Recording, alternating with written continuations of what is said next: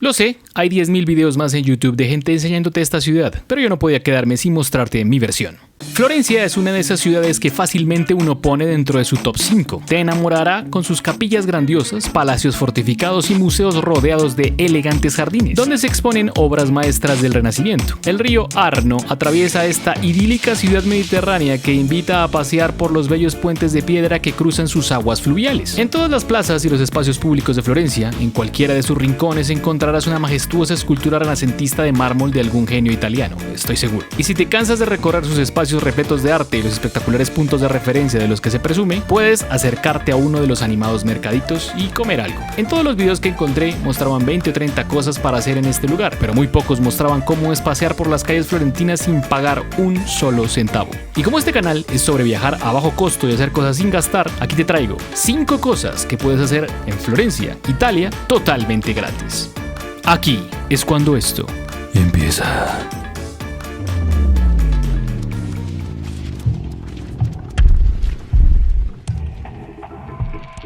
Además, nuestra intención, obviamente, es hacer un video que no nos haga gastar absolutamente nada, ni una sola moneda. Solo es un recorrido que nos permita desde la calle hacer lo que necesitamos hacer y conocer Florencia. Número 1. La Piazza del Duomo. Para mí y para muchos, la Piazza del Duomo debe ser el inicio y el fin de todo viaje a Florencia. Con la catedral, el Battistero y el Campanile, la Piazza del Duomo es el lugar más famoso de la ciudad. Este es el centro religioso y espiritual de esta urbe. Lo más popular es la catedral, también conocida como Duomo.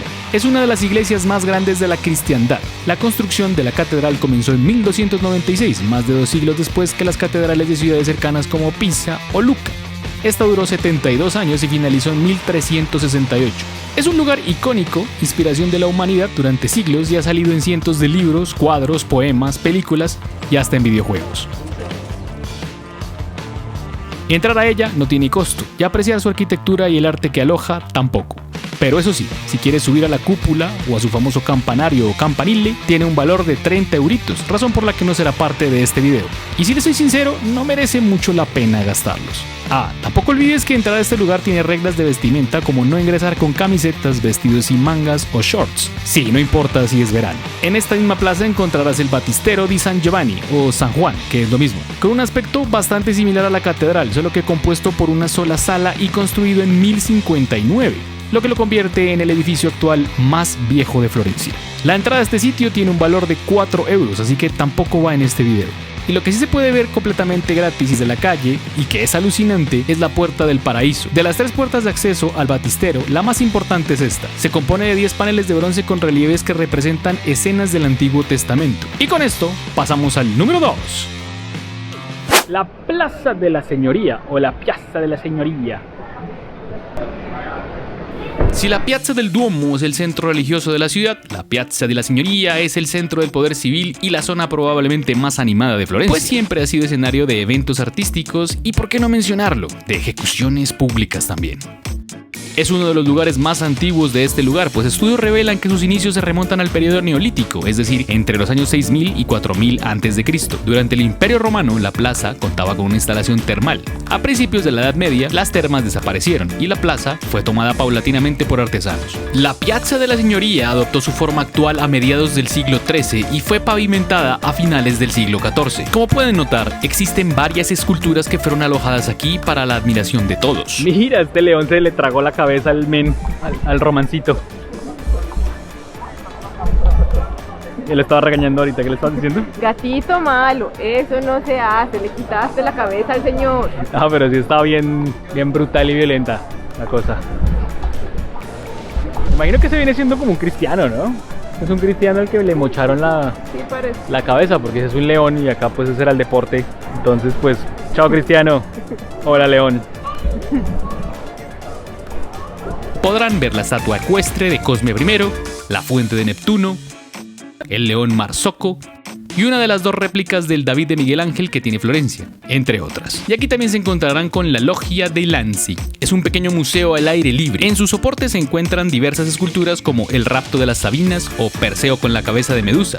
Sin duda, es uno de los mejores lugares de Florencia para sentarse, descansar y echarse unos drinks frente al Palazzo Vecchio. ¡Mamma mía! Lugar del que tampoco se hablará en esta oportunidad, porque entrar vale 13 euros. Aunque uno puede pasearse por el primer piso para escuchar a los talentos florentinos en un piano público gratuito que dejaron ahí. Obviamente saben que voy a dejar cada uno de estos lugares que les recomiendo aquí abajo en la descripción, los enlaces, para que cuando planifiquen el viaje pues ahí tengan la información lo más completa posible. Número 3. El Puente Vecchio.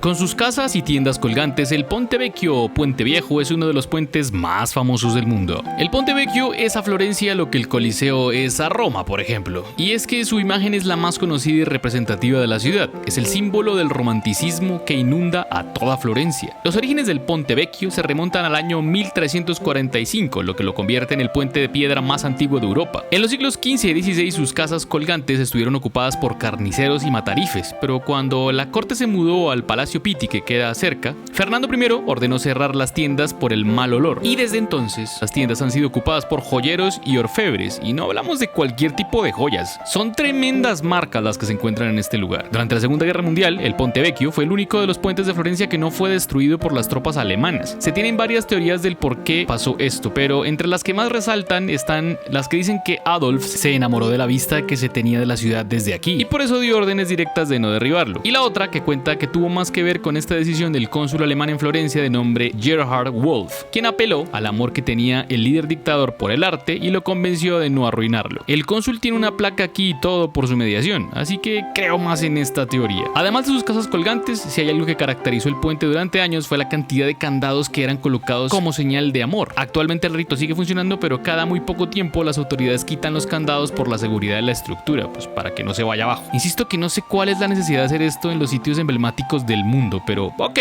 soy yo el amargado, sean felices, hágalo. Número 4. La Piazza de la República.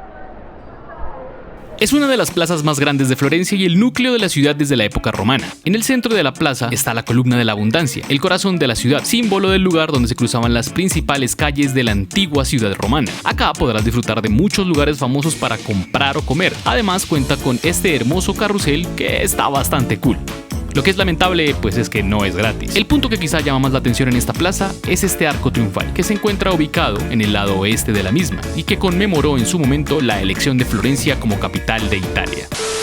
Número 5. La Fontana del Porcellino. Eso es básicamente una estatua de un jabalí de bronce al que todo el mundo viene, le frota la trompa y le pone una moneda para pedirle un deseo, y en teoría trae suerte, razón por la que tiene la trompita bien gastada ya.